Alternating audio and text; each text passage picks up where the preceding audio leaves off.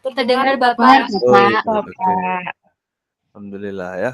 Nah, jadi untuk hari ini kita akan membahas tentang bentar mana ya? Oh.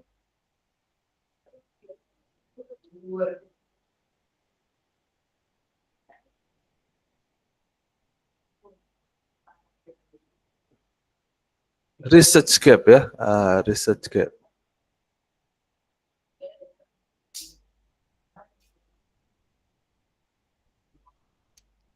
Jadi research gap itu adalah ini ya, apa namanya?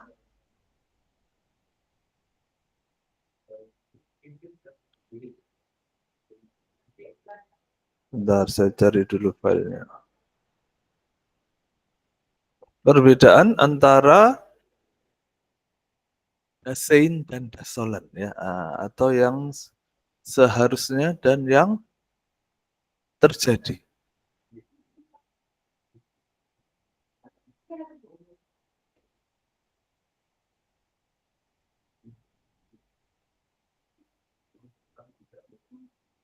Oke, sebentar.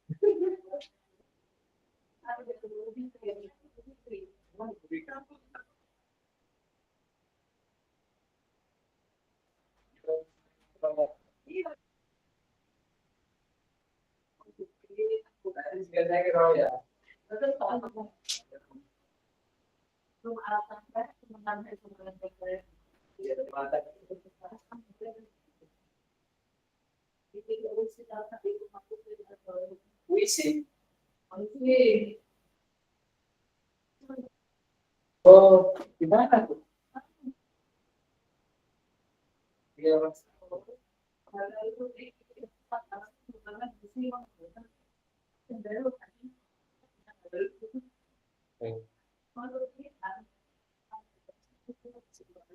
Sana nanti.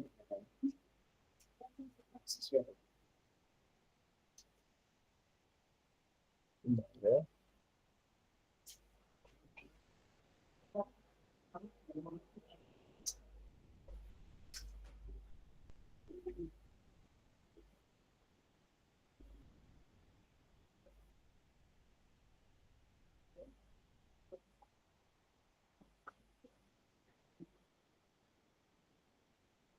Nah,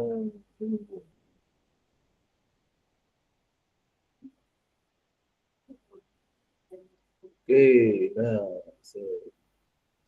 kita tampilkan. Nah, ya. Jadi apa itu research gap ya?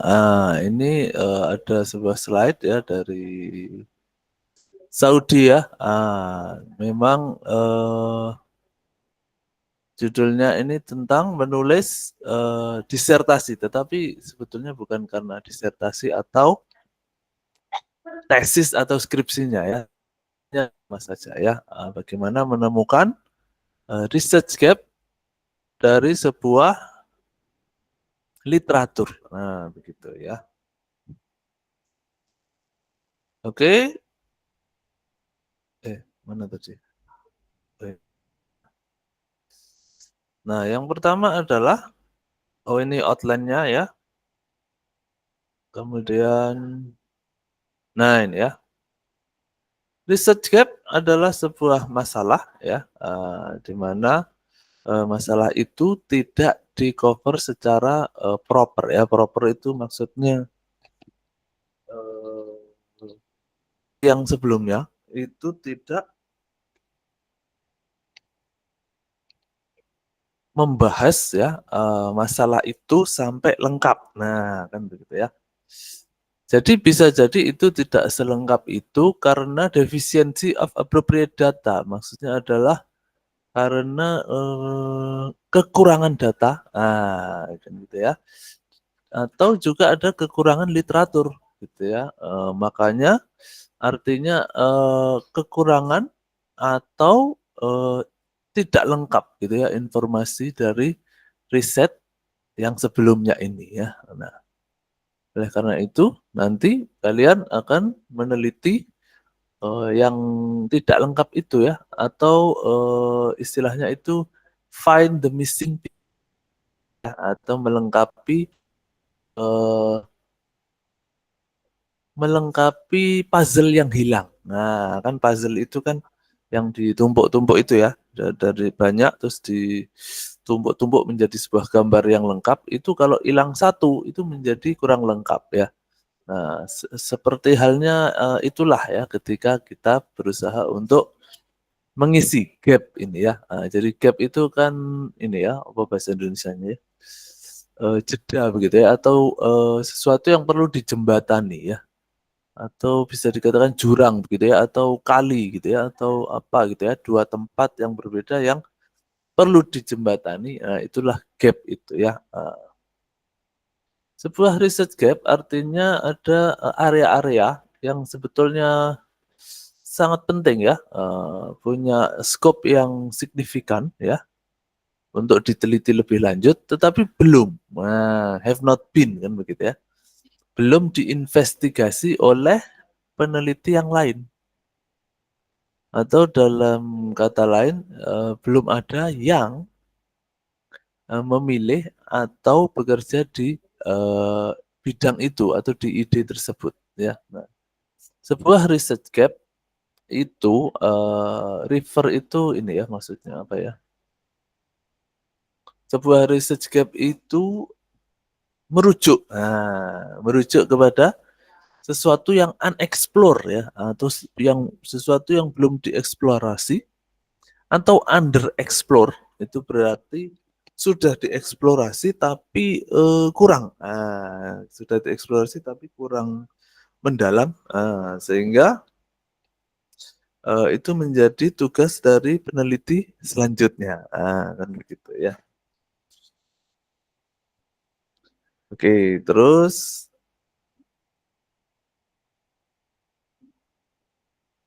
sebuah research gap itu adalah topik ya, atau bidang atau lapangan di mana data yang nggak cukup ya, karena datanya nggak cukup, itu akhirnya membuat pertanyaan penelitian itu terbatas, restricted kan begitu ya, menjadi terbatas ya.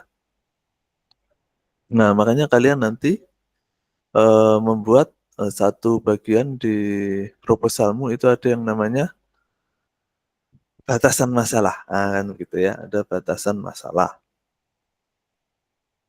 Nah, kalau kita menginvestigasi sebuah masalah penelitian, ya, misalkan ini kalian membahas tentang obat apa sih yang paling bagus untuk mengobati ini apa jenenge? Gagal jantung. Nah, kan begitu ya. Untuk mengobati gagal jantung itu obat apa yang paling bagus? Nah, terus maka Anda akan bisa menemukan beberapa penelitian dan juga jawaban yang mungkin itu berdasarkan penelitian-penelitian yang sudah ada.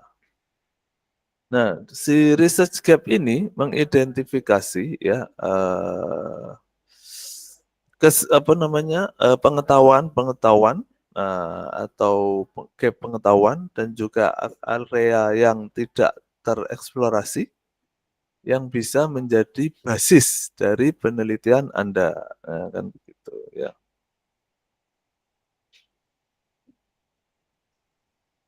Artinya apa? Artinya ketika kita ingin melakukan sebuah riset itu nggak boleh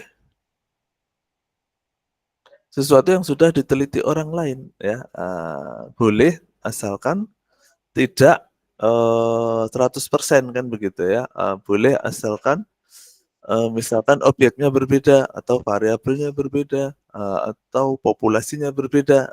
Makanya saya minta kalian untuk mengerjakan tabel itu kan, yang kemarin itu ya. Nah, itu nanti ya kalau anak bimbing saya ya, anak bimbing skripsi saya, walaupun itu bab satunya belum kelar ya, atau bahkan belum mulai mengerjakan bab 2, itu sudah saya minta duluan untuk mengerjakan tabel itu ya. Kenapa? Untuk memastikan bahwa judul kalian itu ada temannya, nggak sendirian kan gitu ya, nggak mengarang bebas, tapi ada basisnya kan gitu ya, ada basisnya. Terus persamaan sama perbedaannya apa?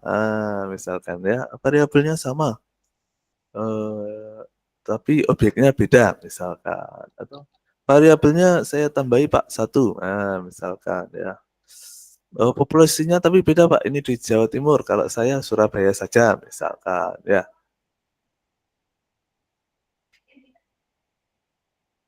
Nah kemudian bagaimana mengidentifikasi research gap ini?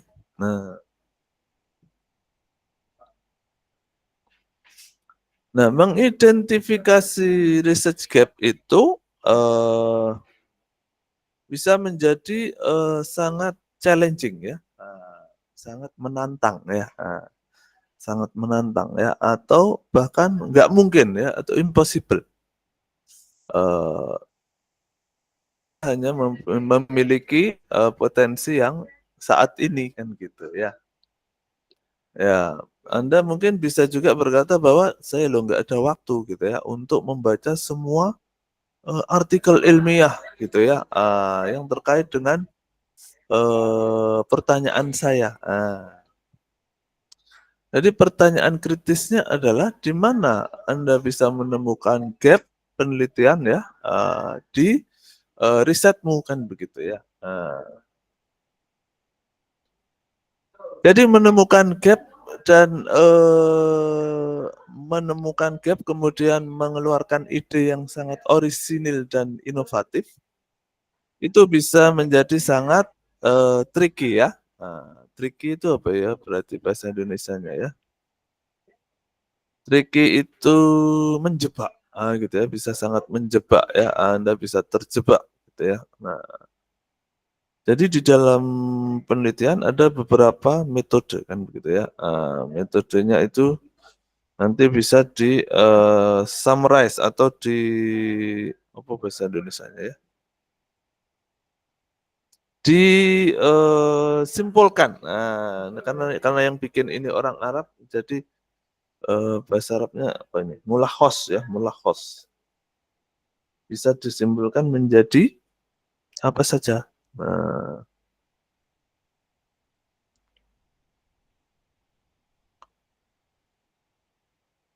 Nah, yang pertama adalah mengidentifikasi motivasi Anda untuk menulis. Nah, Anda termotivasi untuk menulis apa? Misalkan zakat, atau ini bisnis, atau apalagi itu keuangan Islam, gitu ya. Kemudian setelah termotivasi, temukan keywords-nya. Nah, makanya tugasnya minggu lalu kan mencari jurnal terkait itu ya berdasarkan keywords ya, berdasarkan kata kunci ya. Nah, kalau sudah nemu kata kunci, cari literatur yang ada ya dengan publikasi yang sesuai ya. Nah, kenapa minggu lalu saya suruh untuk mencari di jurnal internasional bereputasi ya, karena itu sangat penting ya. Ini seperti yang ditulis ini kan gitu ya. Carilah literatur itu yang dari prominent publications ya, atau dari jurnal yang bereputasi ya. Nah, bahkan itu ada kebijakan di Indonesia ya. Kalau Anda sebagai dosen ya, itu wajib ya, wajib ada kebijakan namanya one lecture, one scopus ya. Satu orang dosen itu harus punya satu tulisan di terindeks Scopus. Nah, itu kalau dosen ya. Oke, terus ini yang paling bawah kok sama saja dari tadi ya.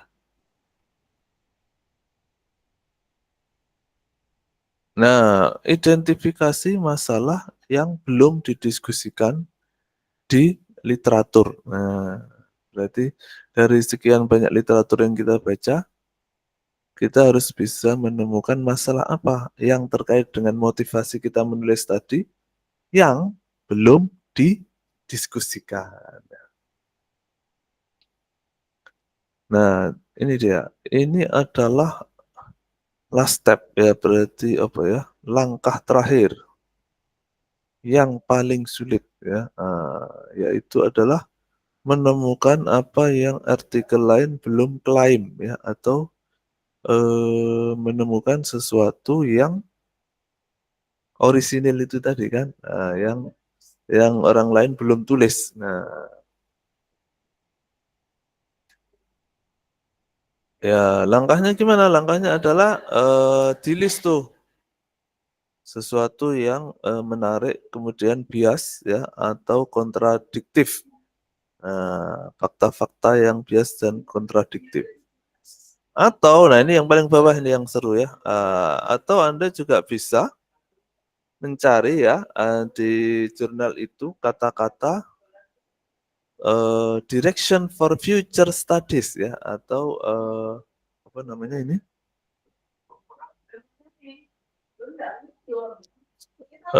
Ini ya, apa namanya?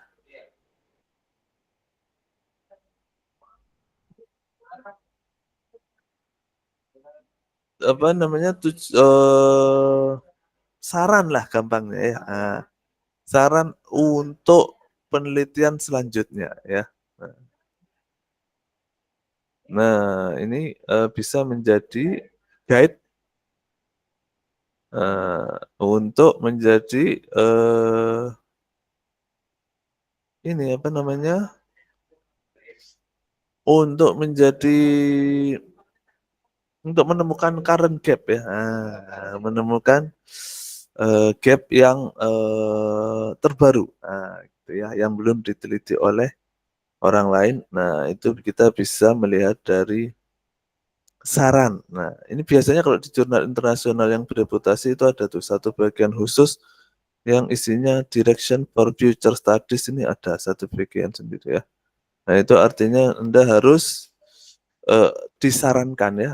Jadi nanti penulisnya bilang begini, saya sudah meneliti di bidang ini dan ini, tetapi saya punya keterbatasan penelitian karena misalkan dananya terbatas, waktunya terbatas, populasi kami hanya segini. Nah, bila Anda masih tertarik dengan tema ini, silahkan dikembangkan risetnya ya untuk menjadi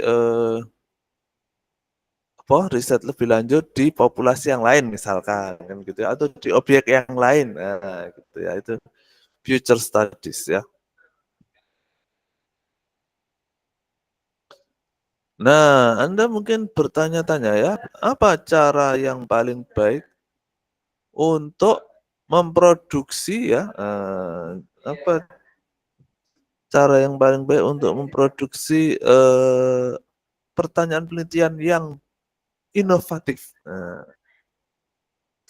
Walaupun sebetulnya tidak ada ya, tidak ada definisi yang terbaik untuk mengidentifikasi ya pertanyaan masalah yang keren gitu ya.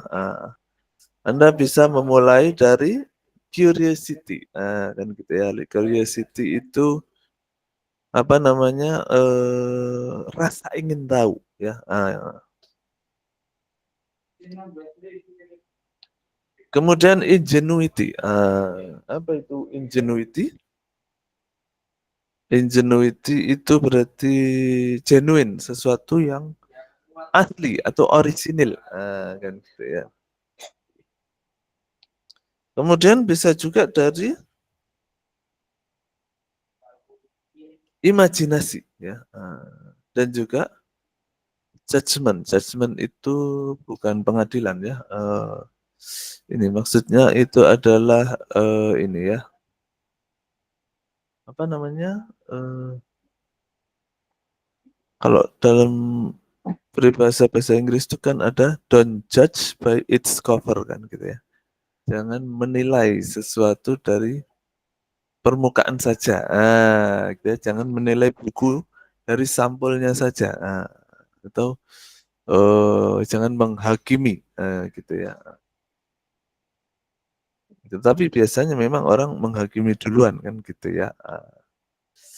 Praduga atau suuzon. Nah, gitu ya. Nah, kita bisa mulai dari suuzon ini untuk mencari masalah penelitian. Jangan-jangan karena ini, gitu ya. Jangan-jangan karena itu menjadi begini, menjadi begitu. Nah, kemudian cari inspirasi dari tulisan-tulisan yang sudah dipublikasi ya, baca buku dan juga post. Post itu maksudnya ini ya, sesuatu yang dipublish ya, post ya, bukan postingan itu ya, bukan postingan status ya, post tentang subjek yang Anda ingin ketahui kan gitu ya. Itu akan membantu Anda untuk memahami ya seberapa dalam penelitian di dalam bidang yang Anda ingin dalami kan gitu ya. Akan menjadi baik jika Anda bertanya kepada diri sendiri. Jadi pertanyaannya begini, kalau saya gitu ya, meneliti hal ini, misalkan ya, ini kira-kira saya menyumbangkan apa tuh ke dalam hasanah keilmuan bidang ini. Misalkan kan, kan saya ekis tuh. Nah ini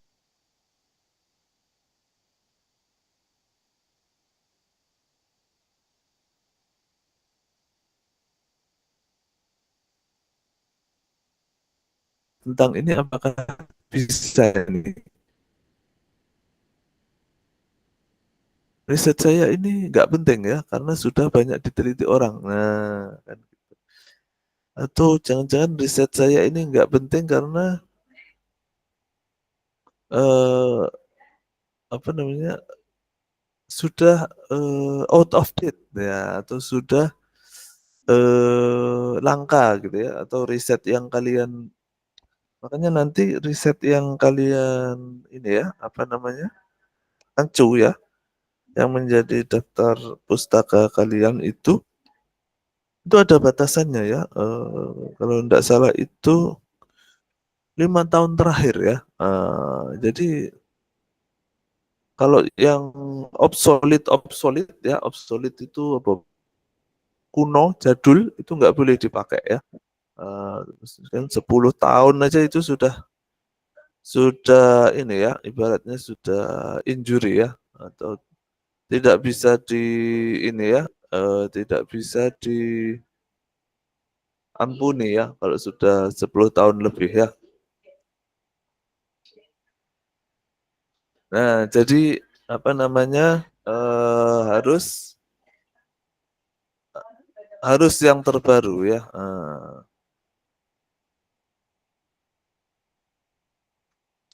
Nah, bagaimana ya, bagaimana saya bisa memformulasikan pertanyaan penelitian di artikel saya? Eh, saya butuh clarity, gitu ya, untuk bisa atau kejelasan agar statement saya bisa mudah dipahami orang lain. Nah, masalah apa yang periset-periset terdahulu itu belum jawab? Apakah saya harus melihat dari sudut pandang yang lain? Nah, gitu ya. Apakah ada variabel lain yang mungkin mempengaruhi penemuan ini. Nah, itu bisa menjadi bahan-bahan renungan untuk bisa menemukan research gap ya. Oke, terus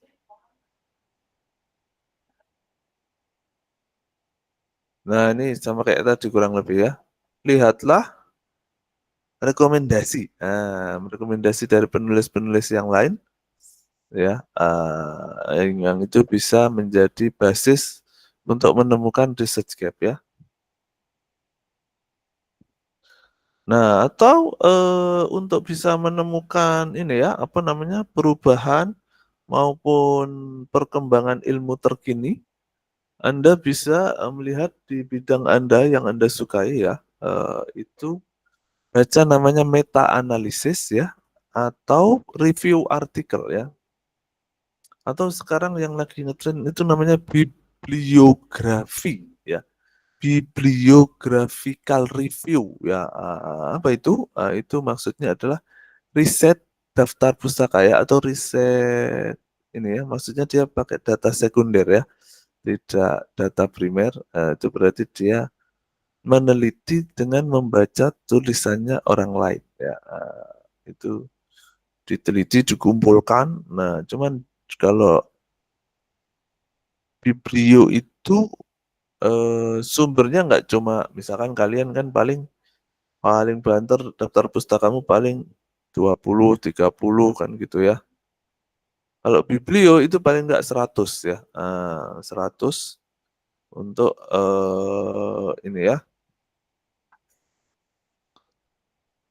untuk bisa tembus ke jurnal yang bereputasi ya. Nah, nah itu misalkan kalian tertarik di bidang ini, kemarin itu ada kelas lain itu yang meneliti tentang cash wakaf link suku. Nah, kan gitu ya, yang lagi ngetren sekarang ya. Atau wakaf yang terkait dengan suku ya. Nah, itu setahu saya sudah ada tuh biblionya ya. Jadi orang yang meneliti di bidang itu, kemudian dia mengumpulkan tulisan-tulisan yang terkait sampai ratusan, kemudian diambil intinya. Nah, begitu ya.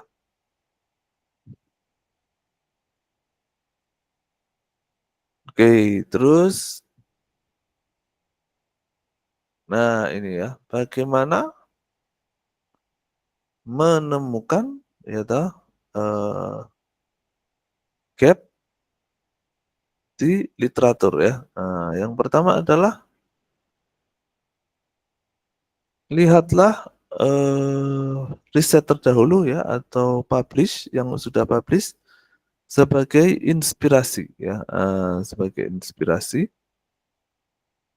Yang kedua adalah tanya pembimbing Anda ya, tanya pembimbing skripsimu ya. Eee eee, makanya biasanya saya agak ini tuh kalau judulnya anak-anak saya itu terlalu pasaran gitu ya, saya bilang, "Cari yang lain yang ini sudah terlalu banyak yang gitu ya." Kenapa saya begitu kan, ya karena nanti daripada pas ujian kamu kena lagi sama dosen penguji kan gitu ya, nanti, "Oh, ini apa ini sudah banyak diteliti," gitu ya, "ngapain diteliti lagi? Emangnya kamu punya punya masalah apa?" Gitu ya.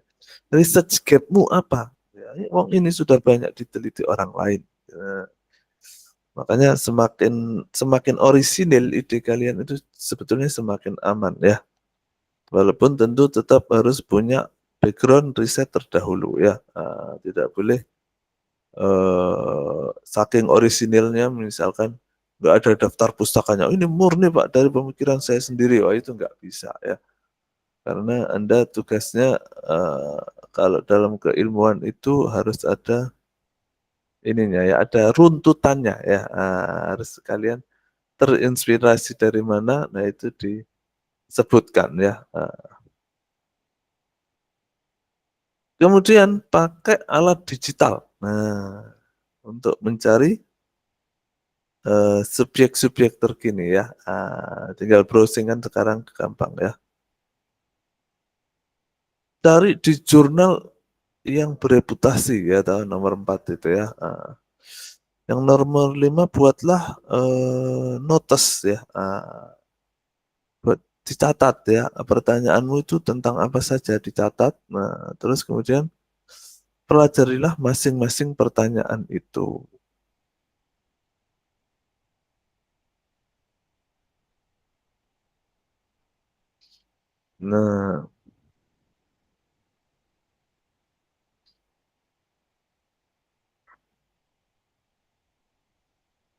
Nah, penelitian salah, apa maksudnya, mencari paper-paper yang publish itu akan membuat Anda terinspirasi ya, dan Anda akan terpuaskan oleh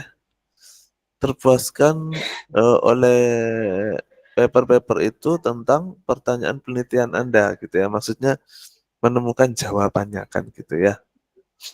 Walaupun belum tentu juga ya. Tanya kepada pembimbing skripsimu ya, untuk gimana caranya punya ide baru, gimana caranya punya pertanyaan penelitian yang baru terkait eh, bidang studi Anda.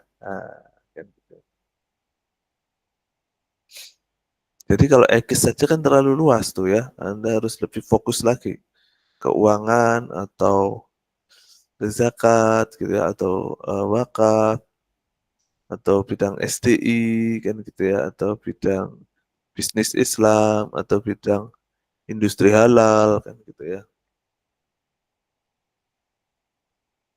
Nah, ini akan membantu Anda untuk mengklirkan gitu ya riset area yang tertambahkan pada metode Anda ya, untuk mengurangi method error ya, mengurangi method error dengan melihat metodenya orang lain itu apa saja, nah, kan gitu ya.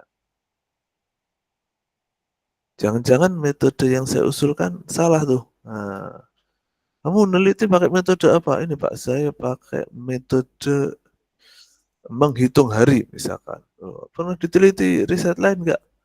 Nggak ada Pak, ini murni dari saya. Wah, error kamu kan gitu ya jadinya ya. Metode apa itu kok menghitung hari gitu ya? Atau ini Pak, saya metodenya adalah puasa 7 hari 7 malam nggak makan Pak. Baru setelah itu saya menemukan pertanyaan penelitian. Wah, ini apalagi ini kan gitu ya. Ketika Anda itu percaya bahwa sebuah topik itu sangat penting, maka Anda perlu memberitahu pembimbingmu akan Pak, saya punya ide Pak, sangat penting ini Pak. Ini saya selak lupa saya harus lapor ke jenengan Pak. Saya ingin meneliti hubungan antara wakaf dan istri dua Pak, misalkan kan gitu ya. Ah, ternyata setelah saya teliti Pak, orang yang banyak berwakaf itu istrinya juga banyak Pak, misalkan. Ya gitu ya. Saya selak lupa, saya harus menyampaikan. Nah, misalkan seperti itu ya. Kita lanjutkan. Bagaimana mengidentifikasi gaps di literatur terdahulu ya. Literatur terdahulu maksudnya literaturnya orang lain. Ya, tentu saja Anda harus pakai, kalau zaman sekarang pakai digital resources ya. Kemudian apa sih yang lagi trending ya gitu ya, dicari. Anda juga bisa memakai Google Trend ya, Google Trend untuk menemukan keywords apa yang eh, sedang on sekarang ya, atau sedang in sekarang ya. Nah, gitu ya. Kemudian untuk mengetahui topik apa yang signifikan, website seperti apa ini ya? Jadi sebagai yang publikasi yang itu ya, Scopus kayak gitu kan ada ininya ya. Jadi dia itu sama kayak Sinta gitu kan. Sinta ada Sinta 1, Sinta 2, Sinta 3, Sinta 4 kan gitu ya. Nah, kemudian kalau Scopus itu ada Q namanya ya. Ada Q1 itu yang paling susah ditembus dan paling mahal, ada Q2, Q3, Q4, nah gitu ya.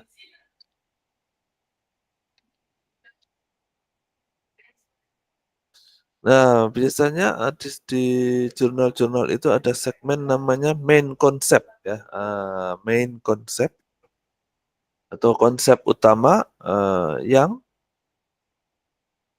apa namanya menjadi inspirasi atau menginfluence orang di bidang bidang itu ya, di bidang para ahli di bidang itu eh, yang di-highlight atau digarisbawahi sehingga dia dianggap sebagai core ideas ya atau ide utama ya di dalam bidang yang ingin Anda geluti ya.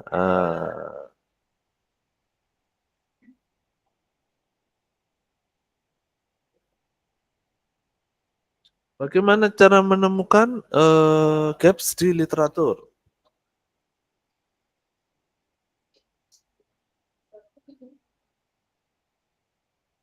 Pertama tentu saja dibaca ya, dibaca, kemudian dicari referensinya apa saja ya. Jadi kadang-kadang itu Anda bisa menemukan referensi yang terkait dengan risetmu itu justru dari daftar pustakanya orang lain kan gitu ya. Oh, ini sama nih bidangnya sama saya, wakaf gitu ya. Coba tak ceknya dia itu mengacunya dari mana sih? Oh, kan gitu ya. Oh, ternyata dari riset sebelumnya dari sini. Nah, kalian tracing tuh, trace back ya, atau mencari sumber utamanya ya. Jadi saya beritahu ya, jadi di dalam ujian skripsi itu kadang-kadang ini ya ada beberapa dosen yang tidak mengakui kalau kalian mengambil sumber dari sumbernya orang lain. Nah, maksudnya begini, kan sebetulnya boleh tuh ya di dalam penulisan karya ilmiah itu sebagai referensi misalkan kalian ini ya apa kalian membaca jurnalku kan gitu ya, membaca jurnal saya. Nah, saya mengutip sebuah teori gitu ya. Misalkan teorinya Maslow kan gitu ya, teorinya Maslow. Terus kamu tulis tuh deskripsimu. Karena kamu membaca teorinya Maslow itu dari riset saya, maka kamu tulis Maslow dalam Fahrullah kan gitu ya. Kan pakai nama belakang biasanya ya. Nah, itu tidak semua dosen itu menerima hal itu ya. Artinya kalian harus mencari sumber aslinya. Nah, nggak boleh lewat saya. Jadi kalau kalian menemukan teori Maslow itu dari saya, kalian harus mencari bukunya Maslow langsung. Nah, jadi oh ternyata yang dibaca Pak Farul itu ini teorinya ya. Oh ini berarti teorinya Maslow itu ini. Nah, jadi kalian harus langsung menampilkan bukunya Maslow itu.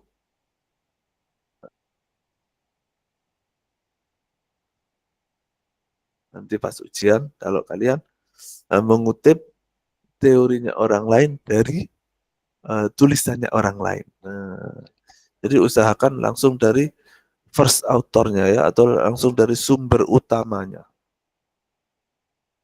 Nah, begitu ya. Kemudian buatlah pertanyaan-pertanyaan Anda itu terlist gitu ya di dalam sebuah note.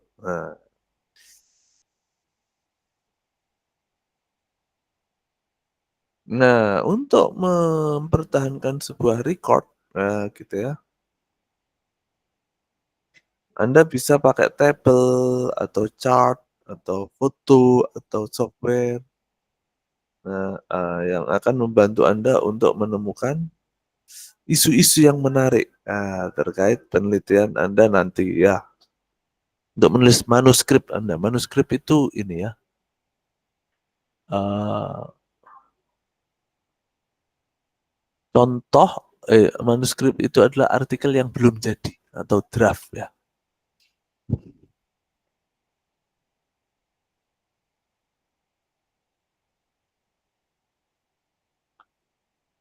Nah, study each of the question. Pelajarilah masing-masing pertanyaan itu ya. Anda harus melakukan riset yang sangat banyak sampai punya list pertanyaan-pertanyaan yang bisa didiskusikan. Apa yang sangat mempengaruhi misalkan dalam wakaf ini, gitu ya. Pelajarilah tentang your doubt. Doubt itu ini ya, keraguan-keraguan Anda atau pertanyaan-pertanyaan Anda itu ya.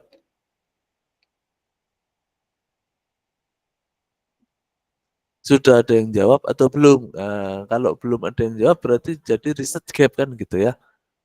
Karena riset sebelumnya belum ada yang menjawab tentang hal ini, maka saya akan berusaha menjawabnya. Nah, kan gitu ya.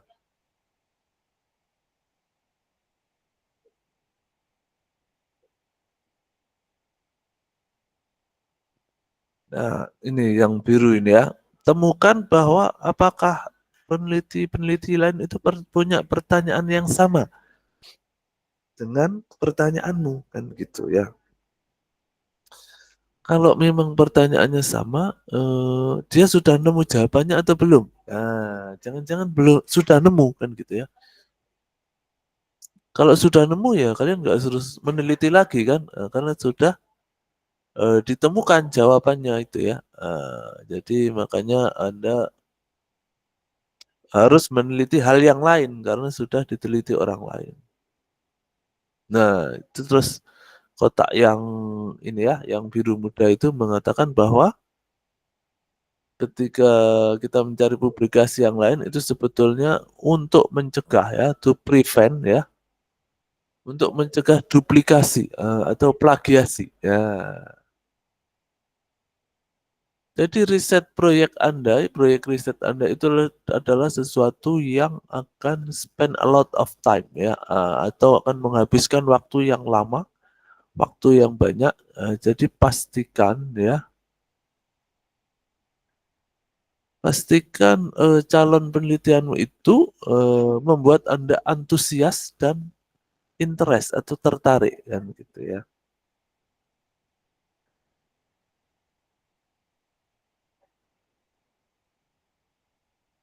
Pastikan apa namanya Anda ini ya apa namanya sangat tertarik dengan bidang itu sehingga Anda menjadi nggak bosen gitu ya, atau termotivasi, motivated, gitu ya.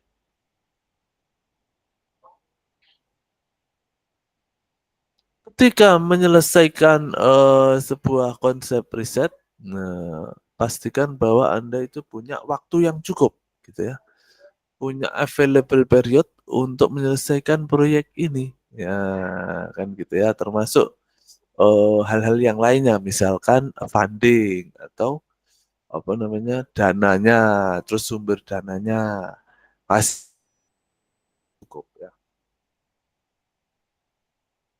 Makanya kalau dosen meneliti itu biasanya ada dana dari kampus untuk meneliti ya.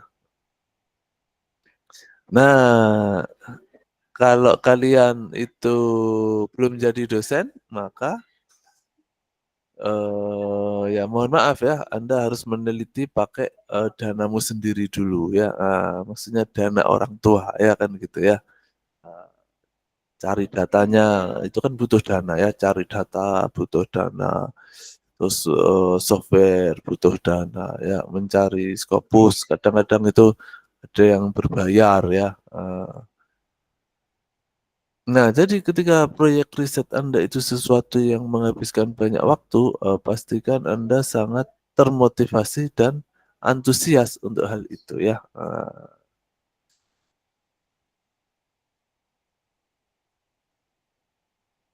Oh, sudah habis ternyata ya. Nah, baiklah.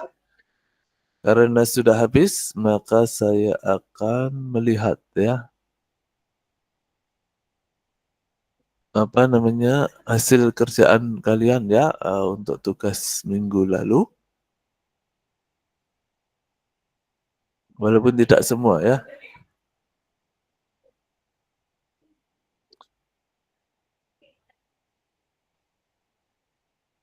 Ini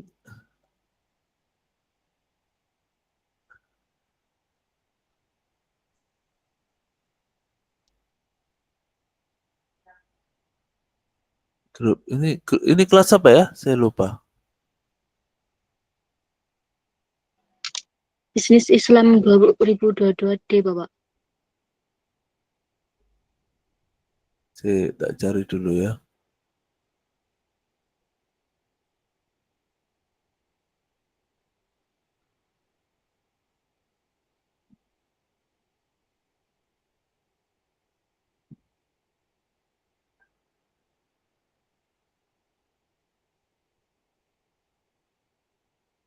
Oh ini ya, kelasnya Ahsan Zanki ini ya. Iya betul kan ya? Iya, Bapak. Oke, mari kita lihat ya.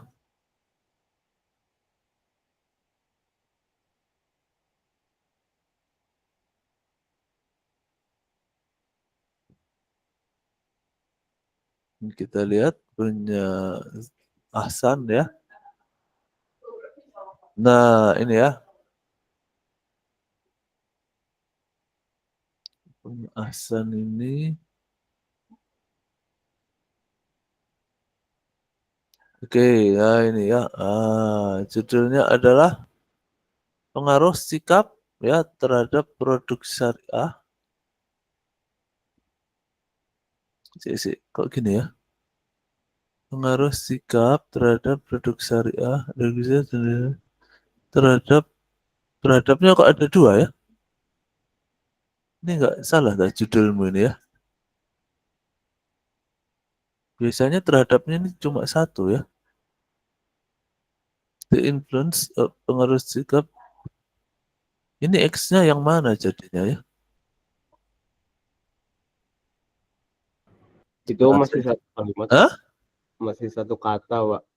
Sikap terhadap produk syariah. Sebentar, saya kok nggak dengar ya. Gimana? Masih satu kata, Pak. Itu sikap terhadap produk syariah. Menjadi satu kata. Oh.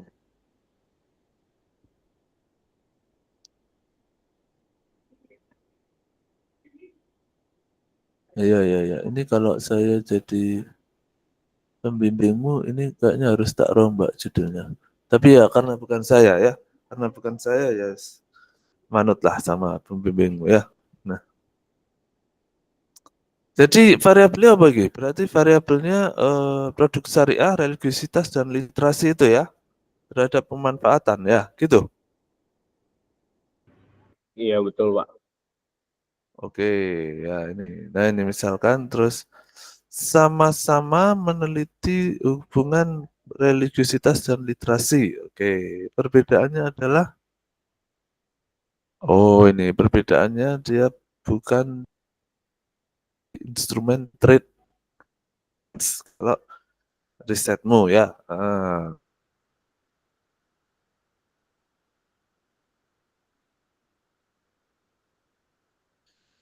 Rosita Chong ini sama-sama fokus pada keuangan, lebih ke global, sementara kok risetmu, kamu gimana ini nulisnya ya?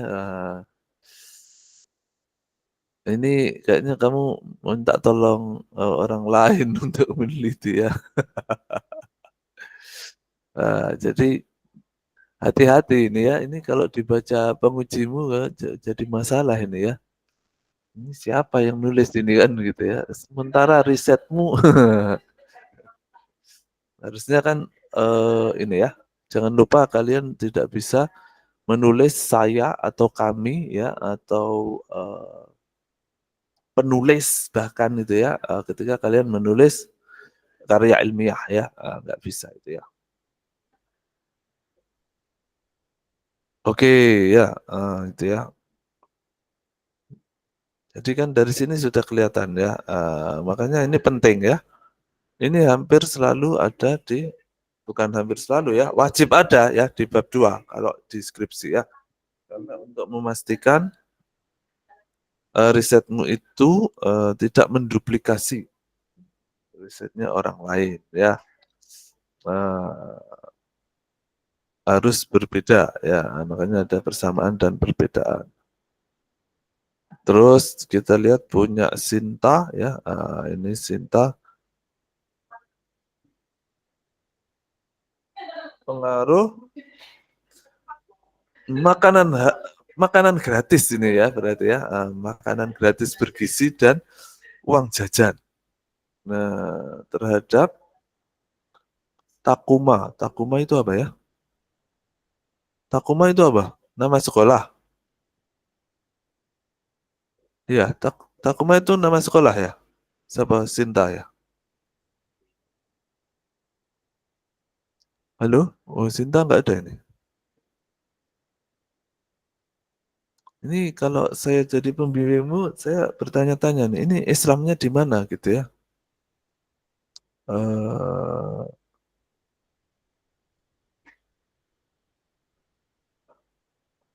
Oke ya, mungkin karena Takuma itu sekolah Islam mungkin ya, bisa ya.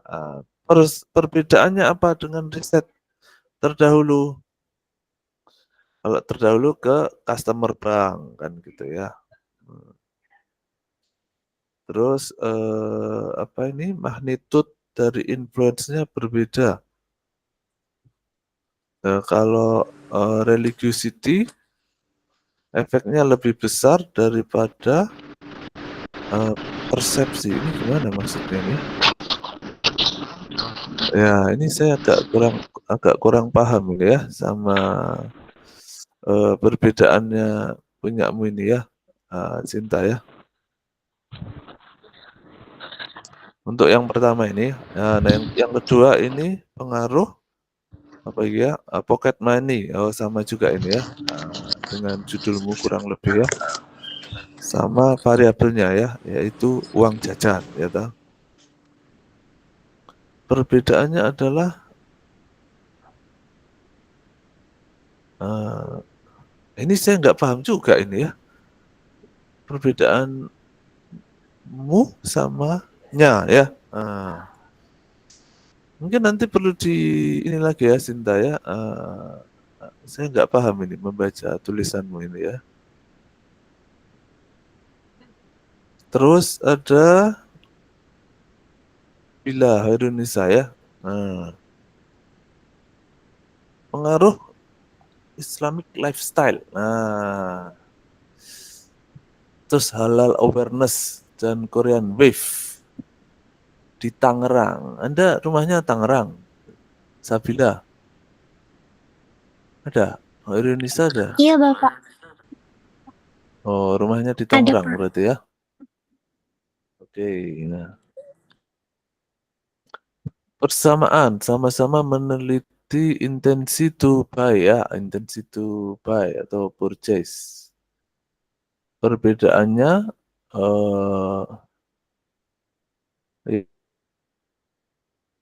Korea, kalau punyamu Korea gitu ya, berislami, oke sip. Nah ini kan jelas ya, perbedaannya jelas ya. Terus riset yang kedua ini ya, perbedaannya adalah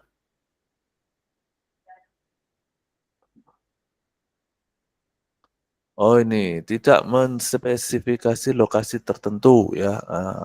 Sama-sama Koreanya tapi yang ini, yang Lesti ini ya, Lestianto tidak ada lokasi tertentu. Oke. Kemudian mengemphasisnya pada media. Kalau Anda ke religius kan gitu ya. Oke, sip, masuk ya. Terus ini ada Zainal Abidin ya. Pengaruh etika bisnis syariah. Yang pertama, riset ini pakai Islamic marketing, tapi saya pakai Islamic business ethic. Nah, yang seperti ini nggak boleh ya. Tidak boleh mengatakan saya, ya kan gitu ya. Saya atau kami atau penulis gitu ya. Terus gimana nulisnya? Ya nulisnya ya dipasifkan ya. Bisa dipasifkan menjadi kalimat pasif. Apa itu kalimat pasif? Nah, nanti cariin sendiri ya. Masa nggak ngerti ya kalimat pasif. Maksudnya itu objeknya ditaruh di depan ya. Jadi misalkan kalau punya ini ya, kayak punya Abidin ini ya, riset ini menggunakan Islamic marketing untuk membangun customer loyalty kan begitu ya. Kemudian berarti well the next study kan gitu ya, bisa dikatakan begitu ya. Kemudian riset yang selanjutnya itu ya akan meneliti tentang Islamic business ethic gitu ya.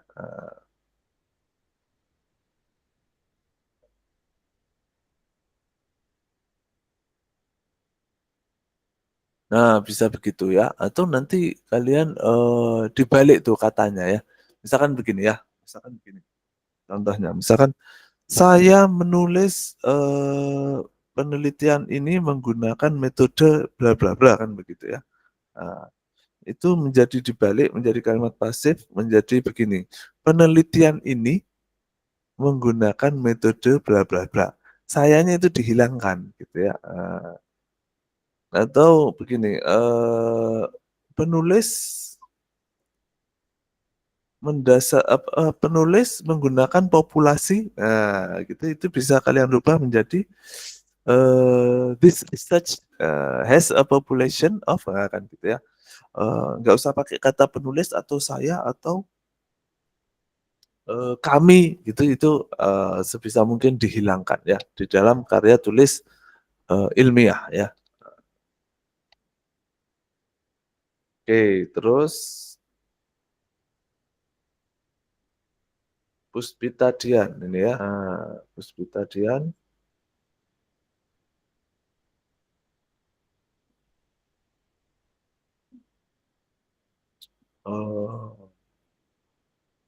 Minat berinfak pakai kris. Penelitian sebelumnya di mana ini ya? TAM ya, ini TAM ya. Wah ini terkini ini TAM ini ya. Memang dia ini ya lagi ngetrend sekarang ya.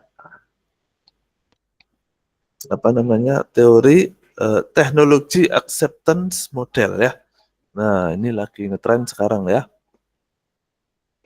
Nah perbedaannya dengan risetmu adalah kalau studi sebelumnya itu fokus pada faktor-faktor yang mempengaruhi pakai kris ya di Jakarta ya.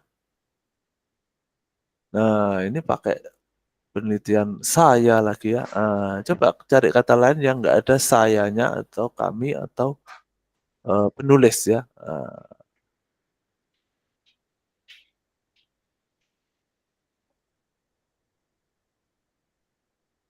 Oke, beda lokasi berarti kan intinya ya, beda lokasi. Kemudian yang selanjutnya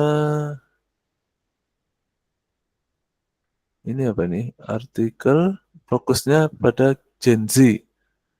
Sedangkan riset saya fokus di Surabaya. Berarti ini ya,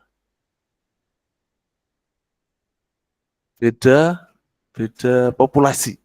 Beda populasi kan gitu. Oke, boleh masuk ini ya. Tinggal diedit aja ya, biar enggak biar menjadi ilmiah ya. Oh ini sudah ya, Dian ya. Ini Baik, Bapak. Konita ya. Konita ya.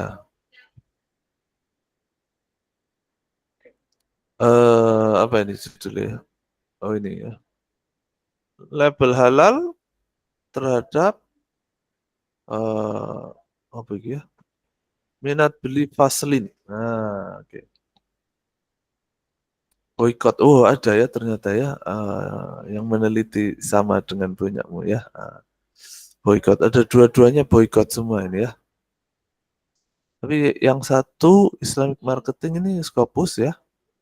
Kalau manajemen bisnis ini apa? Sinta berapa ini? Konita, Sinta 4, ada Bapak. Konita. Sinta 4 ya. Oke ya. Perbedaannya kalau Gen Z, ini saya belum ngerti nih ya. Kalau kamu harus menjelaskan apa perbedaan risetmu dengan risetnya si Fang Liu ini ya. Terus yang kedua, nah yang kedua ini lebih bisa dipahami ya. Riset sebelumnya terlalu general dan konseptual. Nah, kemudian riset yang terkini atau riset saya kan gitu ya ibaratnya ya. Tapi bagus ini kamu nggak nulis saya atau my research gitu ya. Ini bisa dicontoh ya sama teman-teman yang sebelumnya. The latest study focus on Gen Z Muslim. Ini kan keren ya. Ini yang kedua baru kelihatan perbedaannya ya. Yang pertama itu saya nggak ngerti itu tulisanmu maksudnya apa. Oke gitu ya.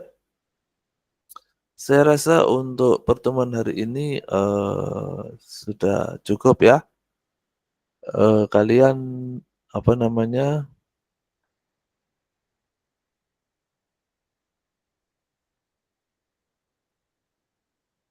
minggu ini tidak ada tugas ya karena materinya kan tentang menemukan research gap dan itu sudah terjawab ketika kalian sudah bisa membedakan ya penelitianmu dengan penelitiannya orang lain itu apa. Kan begitu ya. Jadi sudah terjawab ketika kalian sudah benar bisa mengerjakan si tabel itu tadi ya. Nah, nanti mungkin next week kita punya another assignment ya. Ada pertanyaan sampai di sini sebelum kita akhiri? Jadi tidak semuanya saya baca ya, tapi nanti akan saya baca tapi maksudnya nggak di kelas gitu ya, untuk bahan evaluasi ya. Kan nanti tetap dinilai ya tugasmu. Oke, kalau nggak ada pertanyaan, kita akhiri dulu kuliah kita ya. Semoga mendapatkan ilmu yang bermanfaat ya. Mohon maaf kalau ada salahnya. Kita akhiri dengan akhir majelis. Subhanakallahumma bihamdik. Asyhadu an la ilaha illa anta astaghfiruka wa atubu ilaik. Terima kasih semuanya ya, PC juga. Nah, itu karena tugas bahasa Inggris itu hanya 2, bukan berarti nanti kamu bikin skripsinya ya cuma 2 kan gitu ya. Paling enggak itu antara 5 sampai 10 literatur kan kalau di skripsimu nanti ya. Itu cuma kita hanya latihan saja di sini ya. Nanti kalau yang versi sebenarnya tentu kalian harus menghadap ke dosen pembimbing masing-masing ya.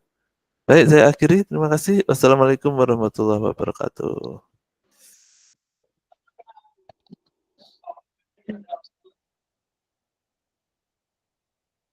Waalaikumsalam warahmatullahi wabarakatuh. Terima kasih, Bapak.